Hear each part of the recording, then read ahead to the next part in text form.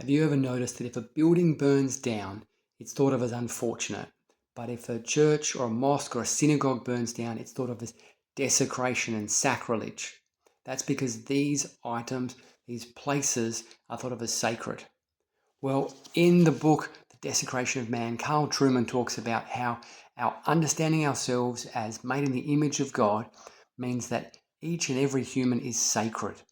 And if we no longer believe that, then you'll see it play out in lots of ways, especially in the ways that we treat each other in sacred things like sex or death.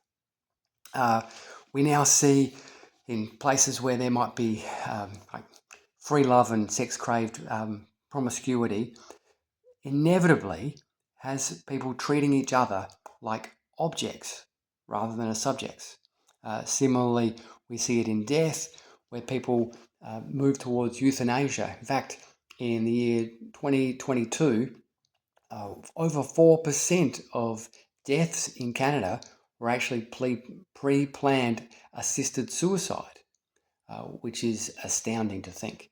It all sort of spins out from an understanding of expressive individualism, started inevitably, or crazily, by Martin Luther and his idea that people had to take personal responsibility for their own salvation rather than just trusting the institution of the church, but what they thought actually mattered.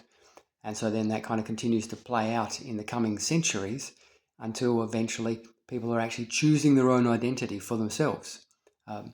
In past centuries, it's only a recent idea that what happens in people's heads is actually the defining thing.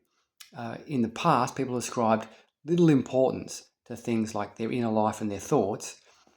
But now, how you have your identity, how you think of yourself, is actually often thought of as the biggest way that we would define ourselves, and we're not stuck according to where we're born or our parents' job or any of those things. We can define ourselves. Of course, this self-definition does have limits when we consider that you can't sort of self-define as immortal.